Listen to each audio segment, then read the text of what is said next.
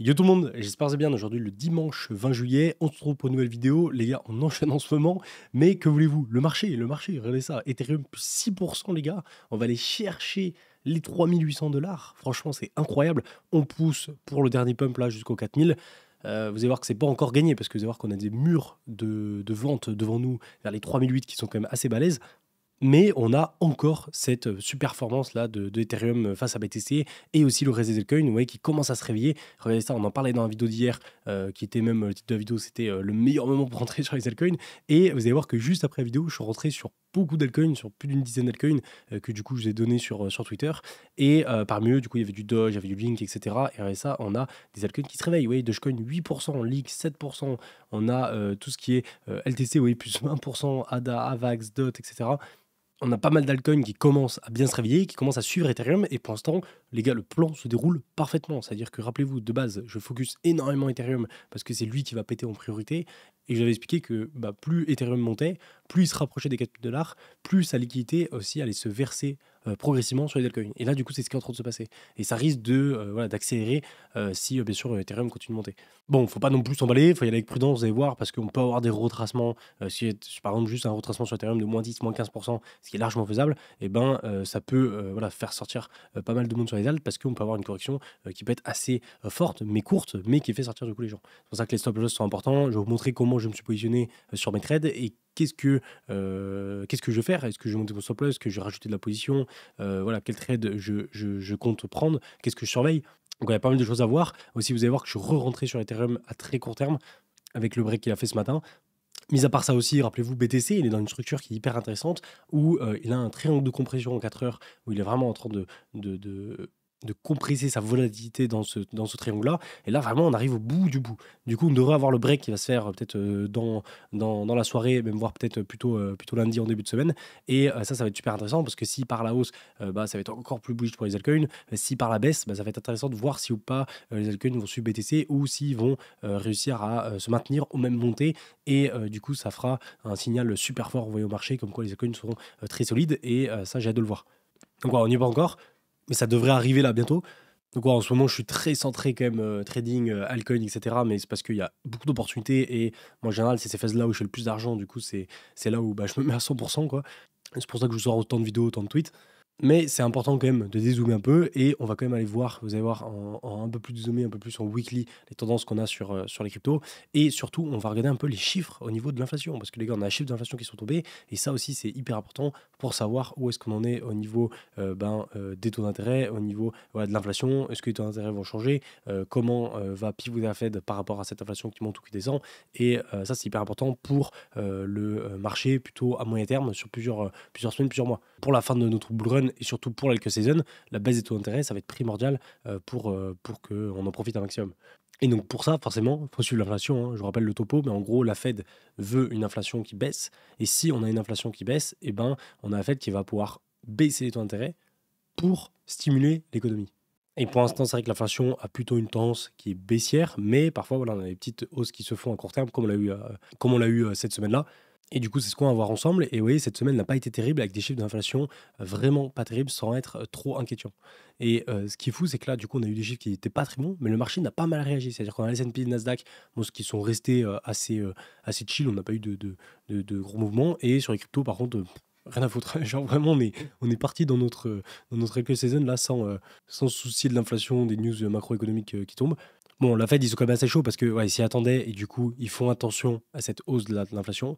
Malgré ça, rappelez-vous, on a toujours Trump qui tente par tous les moyens de faire sauter Powell, alors qu'il faut du bon boulot jusque-là. Et c'est ce que j'expliquais la dernière fois. Moi, j'étais plutôt dans la défense de Powell parce que je trouve que, même si il baisse pas les taux d'intérêt comme nous on voudrait pour stimuler le marché, au final, sur du moyen long terme, je trouve qu'il fait plutôt bien son job et il arrive vraiment à bien doser le moment où il faut baisser, augmenter les taux et surtout à prendre tous les paramètres qu'il y a à prendre en compte pour réussir à faire ça.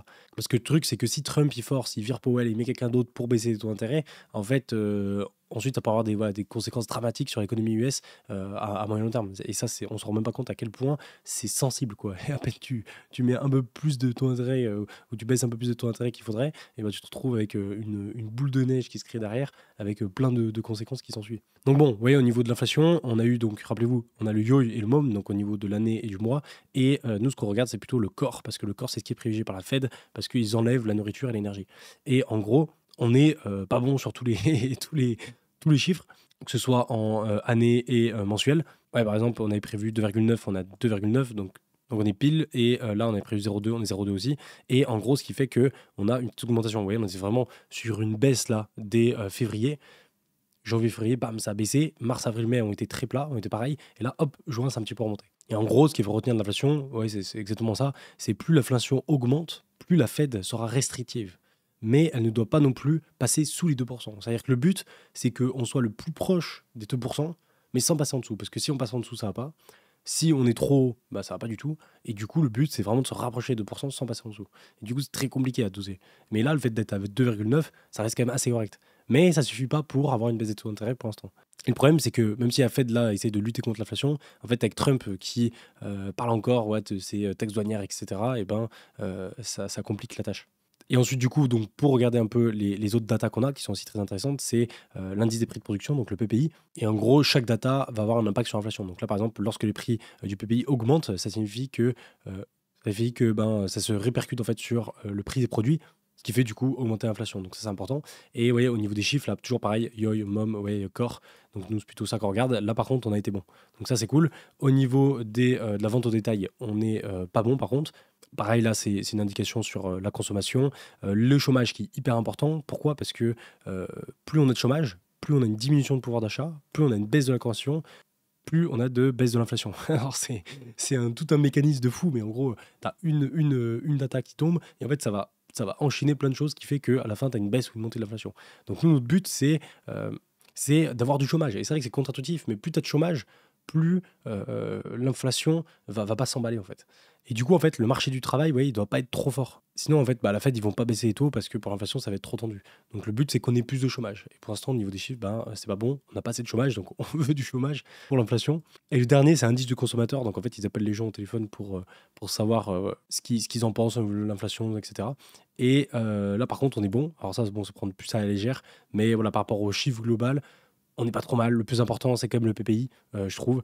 Donc là, on est bien. Et après, ce qu'il faut regarder, forcément, la finalité de tout ça, c'est l'inflation. Et pour l'instant, vu que l'inflation remonte, c'est pas la folie, c'est pas non plus dramatique. Après, la Fed s'y attendait. Donc, à voir en juillet comment ça évolue, en fait. Et si juillet, août, ça se calme, et pour septembre, on aura sûrement une baisse des taux qui arrivera. Allez, voilà pour ça, pour le point inflation. C'est important. Faut pas le skipper, les gars. Regardez-le bien parce que c'est important. Ensuite, avant de passer sur sur le marché plus court terme, je voulais vous passer, rappelez-vous, cet indicateur, on le met à jour régulièrement, il est hyper intéressant. En gros, c'est une combinaison, souvent on vous montre des indicateurs long terme en fait, pour essayer d'anticiper les tops, les bottoms de marché. Et c'est vrai qu'en général, ça marche plutôt bien.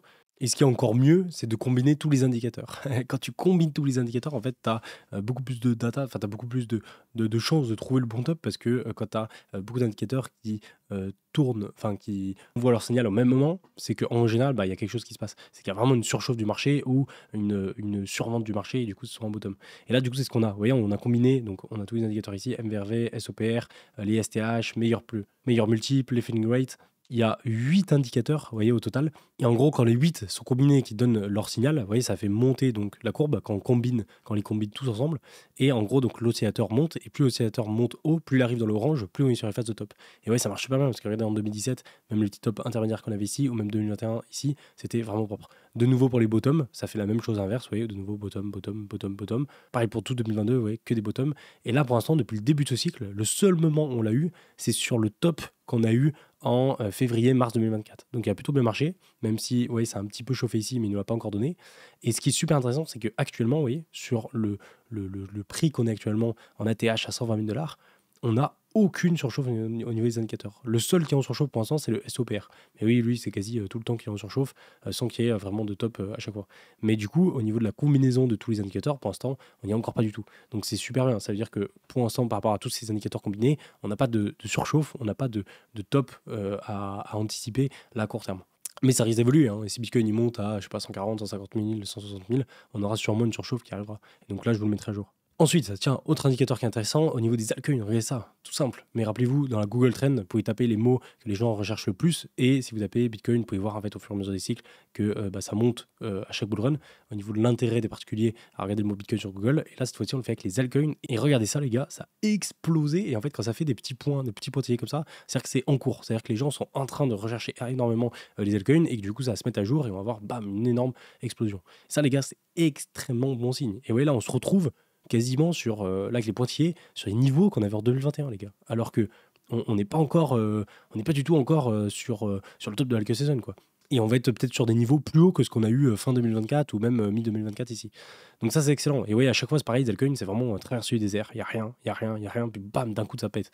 Et d'un coup, ça redescend. Et il n'y a rien. Et d'un coup, ça pète. D'un coup, ça redescend. Il n'y a rien. Et d'un coup, ça pète, etc., etc. En tout cas, super bon signe. Ça veut dire que les retails reviennent et ils se réintéressent aux altcoins. Même moi, je le vois avec mes stats YouTube, Twitter, etc. Juste sur l'espace d'une ou deux semaines, là, ça a bien augmenté, ça a quasi doublé. Donc les gens se réintéressent aux altcoins. C'est excellent. C'est exactement ce qu'il nous faut pour lancer la saison.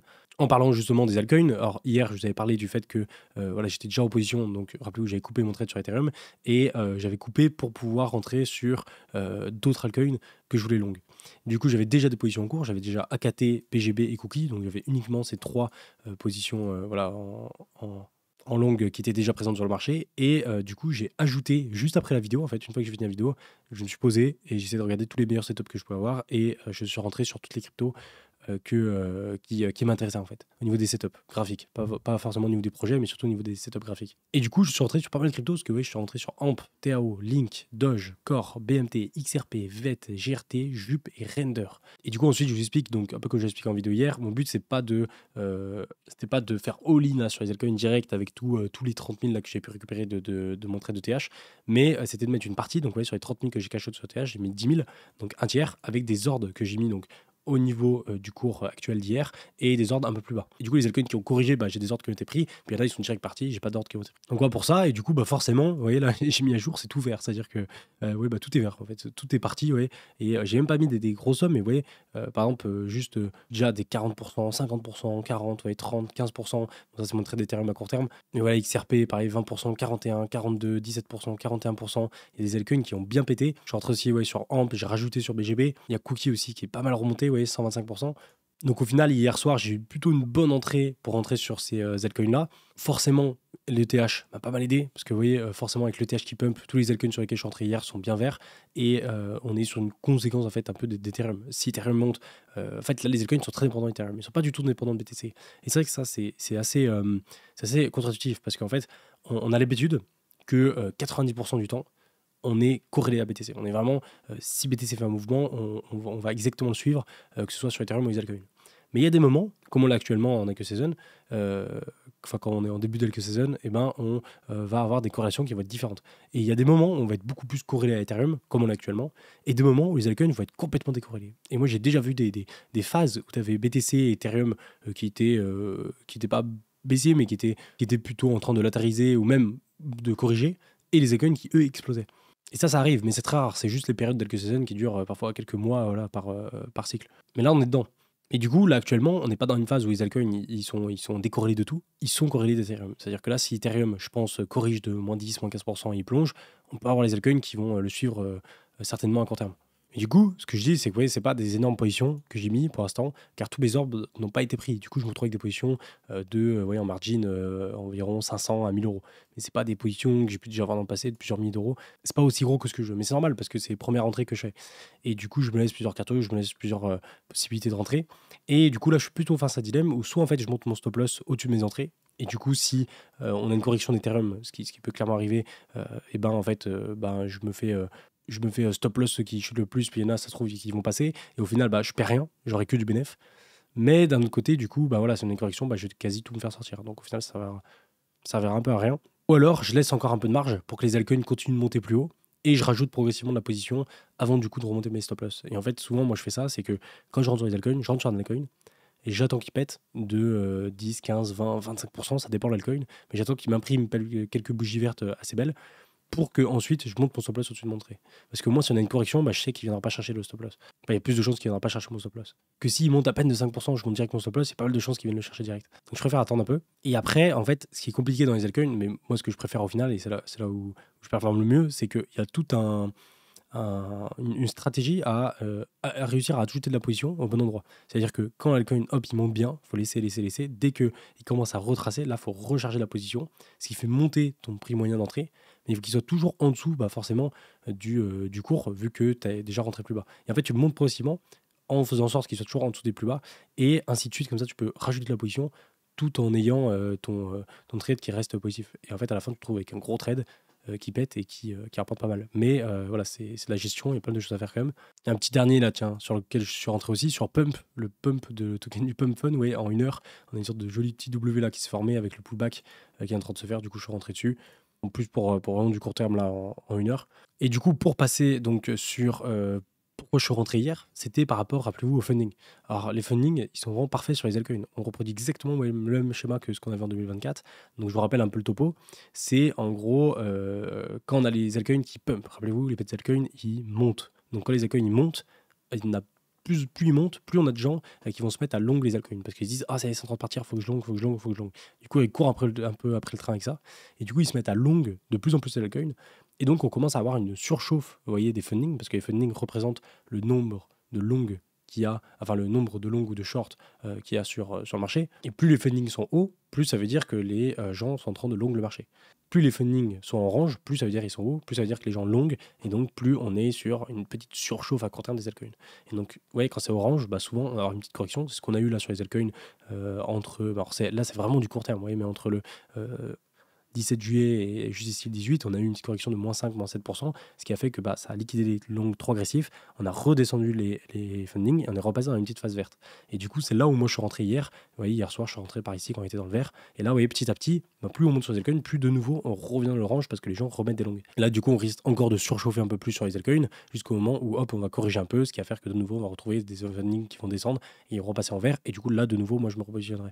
Donc voilà, c'est plutôt ça la strat, c'est éventuellement de couper ces trades qu'on a dans l'orange et rentrer quand on est dans le vert ici. Après, faire que rentrer, sortir, c'est pas le mieux. Moi, ce que je préfère faire, c'est attendre qu'on a du vert, rentrer, laisser la surchauffe passer, et une fois qu'on passe dans le vert, hop, me repositionner, et ainsi de suite. Après, quand j'explique, là, c'est vraiment du court terme. C'est pour optimiser les entrées sur quelques jours, voire quelques heures. Mais voilà, c'est pas des fundings qu'il faut regarder là sur la tendance de l'alcool season qu'on pourrait faire sur plusieurs semaines, plusieurs mois. Mais quand on prend du recul, on voit bien qu'on est encore qu'au tout début, et vous voyez que les fundings restent encore très très bas comparé à ce qu'on a eu fin 2024. On est encore très loin d'une surchauffe avec une full euphorie, avec beaucoup d'euphorie en fait. Et on le voit, regardez la comparaison, franchement, ça n'a rien à voir. Vous voyez les fundings qu'on a eu ici, donc je vous ai montré juste avant tous ces fundings là orange. Vous voyez, ça correspond à ce qu'on a ici.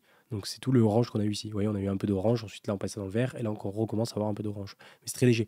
Mais regardez comparé à fin 2024. Et là, fin 2024, en plus, c'était même pas une vraie alcool saison, c'était une petite alcool saison où on a eu de belles performances sur les altcoins, mais c'était pas non plus l'alcool saison qu'on a eu, je sais pas, en 2021 ou 2017.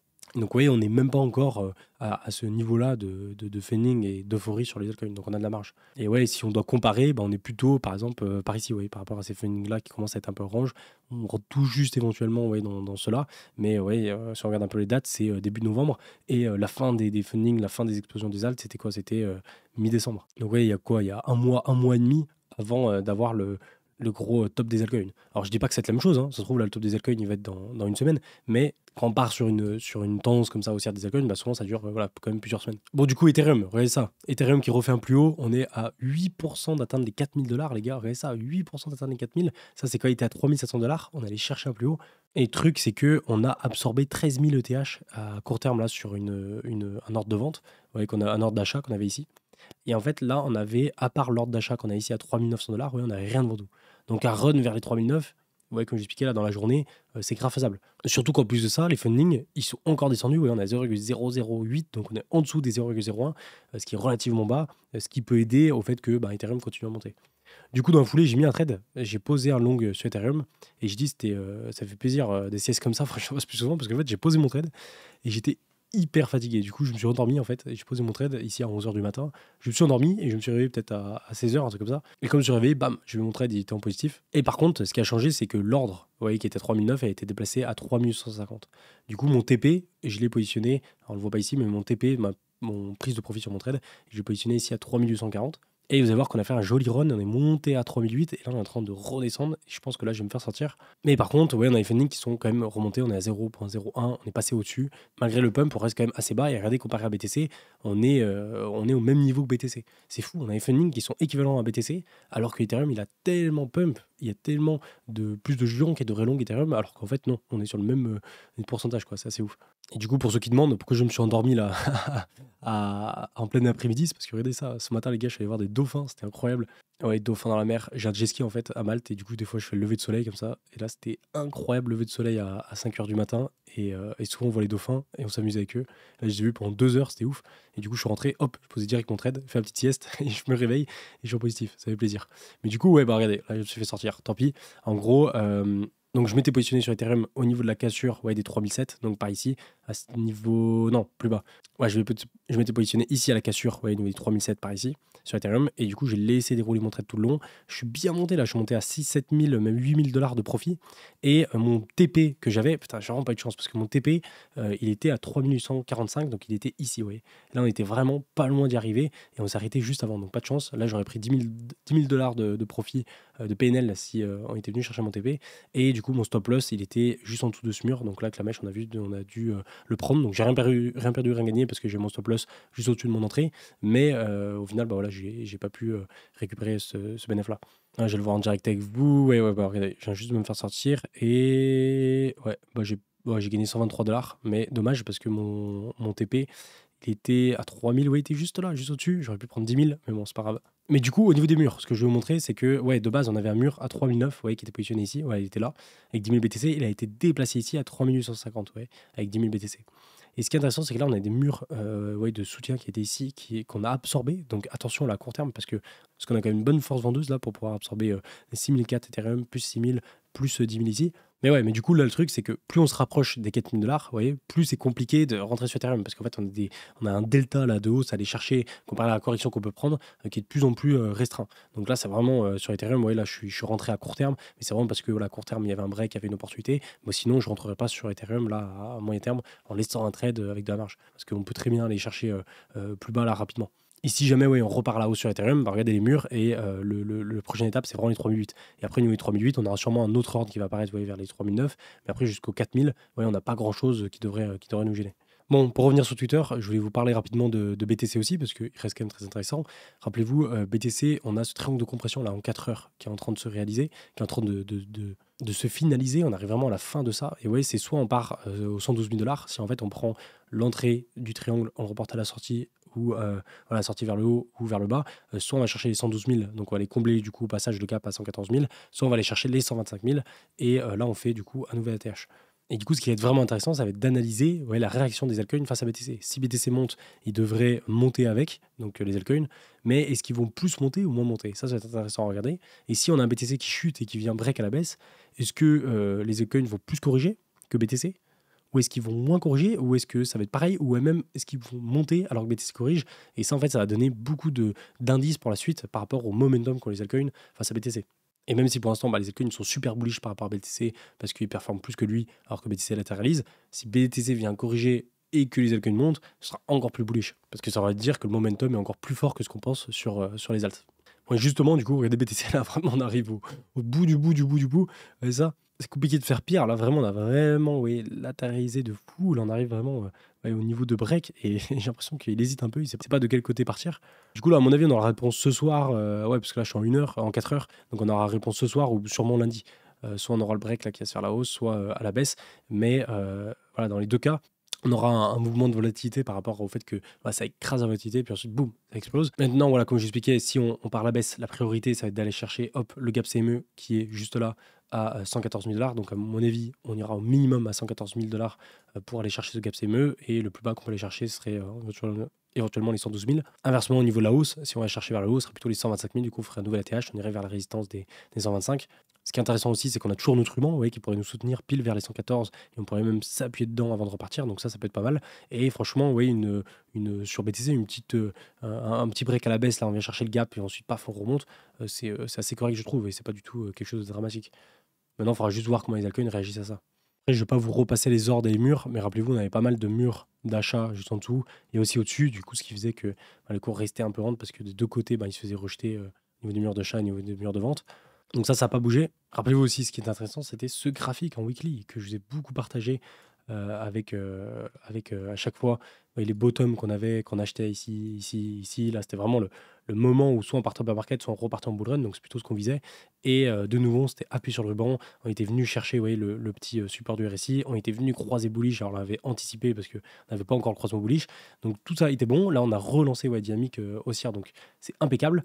Et par contre, forcément, c'est pas infini. Et même si ça repart très bien, au bout d'un moment, ça s'essouffle. Et vous voyez, en weekly, on a encore un peu de marge. C'est-à-dire que là, au niveau du RSI, si on prolonge ça, on peut arriver très proche là, du niveau qu'on a ici. Mais bon, comme j'expliquais la dernière fois, je ne suis pas non plus ultra fan de ce genre de diagonale comme ça tracée. C'est plutôt le momentum du MACD que je regarde, où souvent, en général, on arrive dans les mêmes niveaux d'essoufflement. C'est à peu près les mêmes tendances où en fait, on monte, hop, on s'essouffle, on monte, on s'essouffle, on monte, on s'essouffle. Et le MACD revient souvent au même niveau. Et du coup, là, on a encore un peu de marge, parce qu'on a encore un peu de marge pour monter au niveau du MACD, éventuellement croiser. Donc, ça peut laisser encore quelques semaines de hausse avant d'avoir une bonne plus. Enfin, pas une hausse grosse, mais quelques semaines de hausse pour avoir une correction plus profonde et ensuite, hop, repartir. Donc, MACD à surveiller. Après, il ne faut pas oublier qu'il a un temps de latence. Du coup, là, forcément, il est en train de pricer la bougie verte qu'on a fait la semaine dernière. Mais vous voyez, le RSI, on rentre tout juste dans les 70. Donc, à surveiller, parce que 70, on commence à rentrer dans la zone un peu de surchauffe, même si, on a la marge, parce que les tops, on peut les faire à 90, entre 80 et 90. Donc la box à viser sur le RSI serait plutôt ce niveau-là. Donc on a encore un peu de marge. Et au niveau des tendances qu'on fait en général, souvent hop, on vient chercher comme ça, hop, on vient chercher. Là, on est encore au début de ça. Donc on a encore un peu de marge pour éventuellement monter. Après, c'est du weekly là. Donc ça veut dire que c'est plus sur plusieurs semaines, plusieurs mois. Et en fait, là, on peut très bien break le triangle de compression en 4 heures à la baisse, baisser pendant une semaine ou deux, puis hop, remonter après. Et ça sera toujours bon. Donc voilà, ça, faut pas mélanger les unités de temps. Donc ça, c'est pour BTC. Je voulais passer rapidement, regardez la Bitcoin dominance qui continue de chuter, mais les gars, total, quoi. Vraiment, les altcoins là en puissance, ça fait plaisir. Enfin, le retournement qu'on attendait, quoi. Même si bon, on a encore beaucoup de chemin, parce qu'on est très très loin d'atteindre les niveaux de 40%, mais il y a quelque chose qui se passe, quoi. Il y a quelque chose qui se passe. Et surtout, là, ce qui est hyper intéressant, c'est que, rappelez-vous, en daily, on a eu une confirmation, on fait un plus bas, etc. Donc c'est parfait. Mais le plus important, c'est le ruban, les gars. Le ruban, on commence à venir en dessous. On commence à se rapprocher de la fin du ruban. Là, encore quelques pourcentages à la baisse. On clôture. Alors là, on va être dimanche, donc ce ne sera pas pour cette semaine, à mon avis. Mais la semaine prochaine, si on ravale un peu une bougie, si on repart sur une bougie rouge et qu'on remonte sur les altcoins par rapport à BTC, on risque d'avoir une clôture de la semaine prochaine qui va être en dessous du ruban. Et ça va être vraiment le dernier signal pour moi pour la Alke Season. Donc voilà, excellent, à surveiller. Le Total 3, même chose, vous voyez, ça repart assez fort aujourd'hui. Et au final, vous voyez, la mini-correction qu'on a eue ici, là, de moins 5%, vous voyez, c'est ce qui correspond au funding. Au funding qui redeviennent vert. Rappelez-vous, les funding qui montent, donc les funding qui deviennent orange, orange, orange. Hop, on est trop orange, on vient corriger. Les funding repassent en vert et ensuite on remonte progressivement. Donc moi, je me positionne ici. Je me suis positionné hier à ce niveau-là parce qu'on avait les funding qui étaient bien verts. Hop, on remonte, on remonte, on remonte. Là, on peut encore très bien remonter un peu plus. Là, on risque d'avoir les funding orange. Ensuite, hop, correction de nouveau. Funding vert, on se repositionne et ainsi de suite. Et voilà, c'est un peu comme ça que ça monte. Et on le voit très bien ici dans le passé. Regardez juste ici avant, c'est la même chose. Vous voyez, hop, on monte, funding orange, on descend, funding vert, funding orange, funding vert, funding orange, funding vert, etc. C'est tout simple en vrai. C'est tout simple. Enfin, ça a l'air tout simple parce que c'est les mêmes structures. Après, ce qui est compliqué, c'est des émotions, quoi, tout simplement. Quand on commence à corriger et que vous voyez que les altcoins ils commencent à partir à moins 10, moins 15, moins 20%, faut pas paniquer, il faut recharger pour la prochaine hausse. Et la plupart des gens, ils sont en mode ah, panique, panique, hop, je sors. Alors que, et inversement, dès que ça monte, ils se sont trop bien et du coup ils rentrent. Et sauf que souvent, c'est là on corrige et ainsi de suite. Après, le truc, c'est toujours compliqué aussi parce que là, vous voyez, on a des retracements qui sont à peu près identiques. Mais parfois, tu vas avoir des retracements qui sont plus profonds comme ça et ça remonte. Et du coup, rentrer ici, au final, après, tu as encore tout ça à assumer, quoi. Donc c'est toujours ça qui est un peu compliqué. Mais bon, Total 3, voilà, gros break. On arrive vers les ETH qu'on avait ici en novembre, donc c'est excellent. Au niveau de TH, regardez ça, les gars, on a que dalle. Donc on est à quelques pourcents, on a déjà arrivé. Vous voyez, si on prend le pourcentage, on a 4%, les gars, 4% d'arriver aux 4000 $. Mais il y a une proba où on n'y arrive pas, en fait. Ça c'est grave faisable parce qu'en fait, vu que tout le monde attend les 4000, tout le monde est en mode, vas-y, il y a énormément de gens qui ont pris ce trade là que moi j'ai pris, de prendre ici et de ressortir ici. Et du coup, le piège, c'est que bah, beaucoup de gens veulent prendre des profits ici. Et donc en fait, le marché, il va peut-être même pas y aller parce que le truc, c'est que vu que tout le monde veut prendre des profits ici, et ben les gens ils attendent, ils attendent, ils attendent, et ben au final, le marché peut voilà, replonger plus bas avant de repartir. Un peu comme on avait fait ici, sauf que oui, on le fait plus haut. Donc je sais pas, parce que c'est vrai que les fundings restent encore relativement bas, donc on a encore la marge pour passer, on n'a pas non plus des énormes hordes, donc c'est faisable d'aller chercher. Mais c'est vrai que je me dis que c'est trop beau pour être vrai en fait. Le fait qu'on parte des 2008-3000 et qu'on monte tout droit aux 4000, c'est tellement simple quoi, c'était le trade le plus simple à prendre. Donc bon, c'est pour ça, Ethereum, là je suis toujours pour les 4000 $, mais si on a une correction, ça ne m'étonnerait pas, et c'est pour ça que je me précipite pas à vouloir re-rentrer, alors plus sur du court terme que moi je l'ai fait éventuellement, pourquoi pas, avec un stop loss serré, mais pour re-rentrer là en long sur Ethereum pour jouer les 4000, je trouve ça un peu risqué parce que par rapport au delta en fait, de baisse qu'on peut aller chercher avant de remonter, on peut facilement se faire sortir, quoi. Et ETH-BTC, par contre, ouais, toujours la grosse dinguerie là, de les bougies que bam, on explose en weekly, elle est aussi grosse que celle qu'on a eu ici. Donc ça fait extrêmement plaisir. Moi, les altcoins, j'en ai pas mal, mais du coup, je vais vous montrer directement sur mes trades, ce sera plus simple. Il y a pas mal de choses, mais déjà, regardez, je suis rentré sur le pump. Alors, le pump qui est le token de Pump Fun, vous voyez, qui est juste là, où en gros, on a un W qui se forme, hop, le break ici, vous voyez, là, on vient chercher pullback. Alors là, on repasse en dessous, bon, c'est pas le top, mais bon. On a une petite structure bullish là, en 1 heure, donc je me suis dit, pourquoi pas rentrer dessus. Donc, ouais, je suis rentré peut-être un peu fort dessus, mais je suis quand même rentré avec un stop loss quand même très serré pour jouer ça. Il y a AKT sur lequel je suis toujours positionné, et pareil, il a pété enfin. Oui, j'avais mis des ordres en dessous, ils n'ont pas été pris. Dommage, mais ouais, il a pété, ça fait plaisir parce que lui, ça fait quelques temps, c'est un des premiers altcoins sur lesquels je suis rentré. Ensuite, sur Zoomex, j'ai Cookie qui a bien repété, ouais, qui est bien remonté, 6000 de profit, là, lui, il va être balèze. Sur BitGet, donc bien sûr, j'ai recherché le BGB. Le BGB, je le mets que sur BitGet parce que c'est le seul endroit où je peux long BGB. Et pareil, j'ai mis des ordres, mais ils n'ont pas été pris non plus, mais très très bullish là sur BGB, et ouais, j'ai une plus grosse position que les autres, et je pense même rajouter la position parce que je pense que ça va être un long qui va être plutôt facile à prendre par rapport à la structure, enfin la structure de graphique qu'il a par rapport aux autres. Et je rentrais aussi un peu sur AMP, ouais, avec beaucoup moins de positions, mais. Et sinon, sur mes autres comptes, ouais, là j'ai chargé, j'ai fait TAO, Link, Doge, Core, BMT. Donc là pour l'instant je suis tous en positif, et il y en a sur lesquels c'est vraiment parti fort. Ouais, TAO, je suis rentré, il a imprimé une belle bougie derrière. Le Link, j'en parle même pas, regardez ça, bam, ça a explosé. Le Dogecoin, l'un des meilleurs, ouais, je suis rentré pile au bon moment, et le Dogecoin il est parfait, franchement.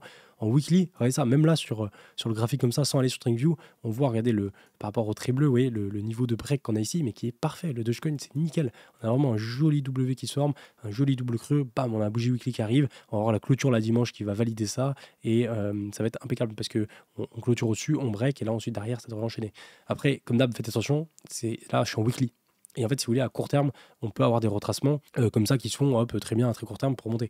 Et du coup, c'est là où il faut faire gaffe aux entrées que vous faites. C'est pour ça que moi, je suis rentré ouais, une fois ici, puis après, j'ai mis des ordres au fur et à mesure. Mais c'est vrai que ça va vite, hein, on a déjà 85% sur le Doge. Il y a le corps aussi qui a complètement pété. Non, mais regardez ça, le corps, vraiment, je suis rentré. Non, mais en vrai, c'est une dinguerie. Regardez le timing, quoi. Je suis rentré ici, bam, ça a explosé. Ah, pareil, corps, 85%, c'est n'importe quoi. Mais c'est plus des petites positions, ouais, j'ai pas mis des grosses positions pour l'instant. Parce que voilà, j'ai mis, en fait, je suis rentré chaque fois en 3 fois, je suis rentré une fois ici, une fois en dessous, une fois en dessous. Au moins, si on a une correction, bah, je venais prendre mes ordres. Pas risquer trop, parce que je vous rappelle, les altcoins, les gars, les entrées sur les altcoins, c'est chaud à timer. Une fois que tu les times, c'est incroyable, parce qu'une fois que ça part, après, une fois que c'est parti, ouais, comme là, par exemple, une fois que c'est parti, la probabilité que ça revienne sur mon entrée ici, sur mon stop loss, elle est quasi nulle. Et en fait, à chaque fois, bah, ça va faire que monter. Et après, le seul problème, c'est qu'il faut réussir à TP plus haut, quoi, avant que ça se retourne réellement. Et là, en général, les semaines qui suivent, après, bah, c'est tranquille. Et du coup, le plus dur, c'est de rentrer. Après, une fois que tu es rentré, bah, tu peux rajouter de la position au fur et à mesure. Oui, si par exemple, l'accord, je sais pas, il monte, hop, il vient corriger, bah, là, je rajoute de la position. Du coup, ça monte un peu mon entrée. Et ensuite, hop, il va remonter, et ainsi de suite. Donc, il y a corps. J'avais aussi donc, le BMT qui est quasi à l'équilibre, qui est juste là. Et au niveau de mon deuxième compte Zoomex, alors là pareil, j'ai chargé comme un malade. Oui, le VET, pareil, je rentre, ça explose. XRP, donc pour l'instant il n'a pas encore ultra explosé, mais bon, lui aussi il est un petit peu plus parti. JRT, pareil, ouais, je rentre, pam, ça explose. Regardez ça, donc franchement le timing est fou, je rentre, pam. Bon, après c'est du court terme, là on peut très bien retracer de nouveau, mais ça fait plaisir parce que au moins, si on vient retracer, on reviendra pile sur mon niveau d'entrée avec déjà une correction qui s'est réalisée, donc ça c'est cool. Le JUP aussi, pareil.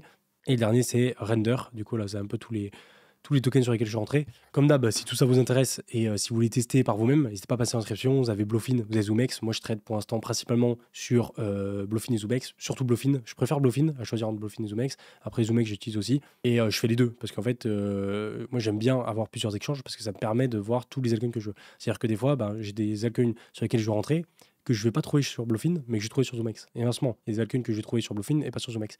Et aussi, il y en a d'autres par exemple, le BGB et le AMP, j'ai été obligé de les mettre sur BitGet. Mais du coup, là, le fait d'avoir plusieurs échanges comme ça me permet d'avoir plus de flexibilité. Et déjà, juste là, avec ZoomX et Bluefin, ça me permet d'avoir accès à beaucoup d'altcoins. Et en altcoin season, comme ça, quand tu as beaucoup d'altcoins qui pètent, c'est hyper important, enfin pour moi en tout cas, d'avoir le choix d'altcoins en fait. Et de voir la possibilité de rentrer sur n'importe quel altcoin que je veux. Et surtout, le fait d'avoir des altcoins qui rentrent rapidement. C'est-à-dire que, alors là, pas ici, mais des fois, en fait, ils mettent les nouveaux. Et en fait, tu as tous les nouveaux altcoins qui viennent de sortir. Et du coup, tu peux rentrer sur les dernières paires qui sont un peu plus hype. Et là, oui, juste sur ZoomX, regardez le nombre d'altcoins qu'il y a, quoi. C'est complètement fou. Il y a genre des dizaines, et là je suis en futur, hein, des dizaines, voire des centaines d'altcoins que je peux trader en futur. Alors que les gars, à l'époque, en 2017, ça n'existait pas. Et en 2021, il y en avait peut-être quelques dizaines maximum par exchange. Et du coup, là, ça fait plaisir. Donc voilà, mais comme d'hab, si vous voulez tester tout ça, je vous mets les liens en description et je vous invite à aller voir les tutos que j'ai fait pour essayer de prendre en main. Vous mettez Crypto Future, tuto ZoomX, tuto Bluefin, vous trouverez. Mais je vais quand même vous rappeler je peux pas vous donner de conseils parce que c'est à vous de choisir ce que vous voulez. Et si vous voulez all-in tout sur un altcoin en x100, vous faites ce que vous voulez.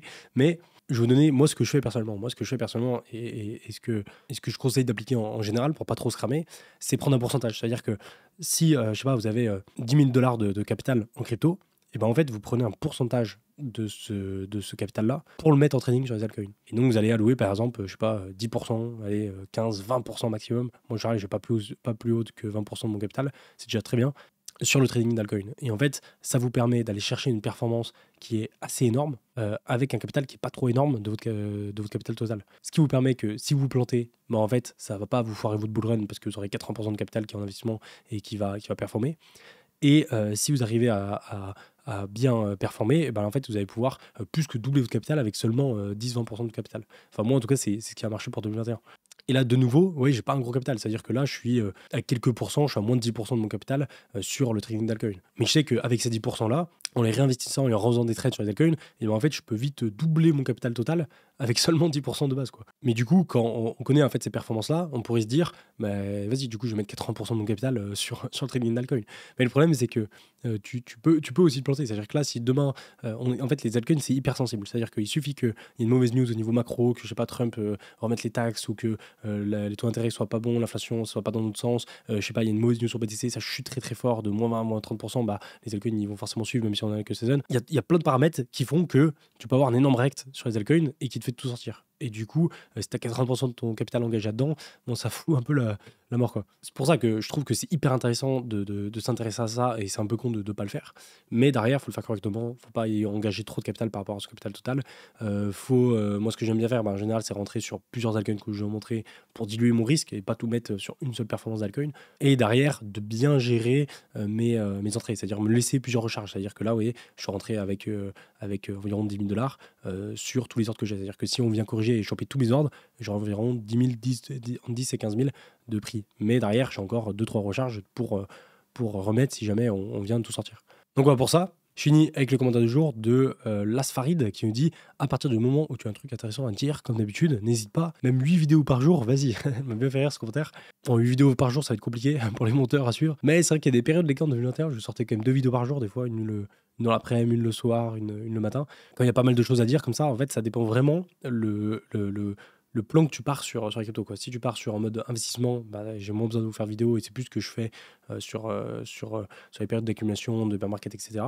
Mais après, quand je suis beaucoup plus dans les altcoins, dans la quelques saison, il y a tellement de choses qui se passent à court terme et il y a tellement d'entrées, de sorties que je peux faire à court terme sur ces mouvements des altcoins. Qu'il y a constamment des choses à dire et qu'au final, je vous fais beaucoup plus de contenu. Mais c'est pour ça que je vous invite pas mal à aller voir sur Twitter. Parce que là, en fait, YouTube, c'est trop cool parce que j'ai le temps de me poser, de vous expliquer en fait ce que je vois sur le marché, ce que j'en pense, comment je l'analyse et comment je me positionne sur mes trades, qu'est-ce que je fais, etc. Et du coup, de bien vous expliquer comment je fais pour que vous compreniez plus facilement. Mais derrière, c'est pas du direct. C'est-à-dire que là, il y a toujours un petit temps de latence et je peux pas vous faire 10 vidéos par jour. Alors que Twitter, c'est vraiment du direct. C'est-à-dire que je peux vous faire un tweet, paf, et dans la minute, je peux refaire un tweet. Et en fait, je peux faire 10-20 tweets par jour sans problème pour mettre à jour ce qui se passe.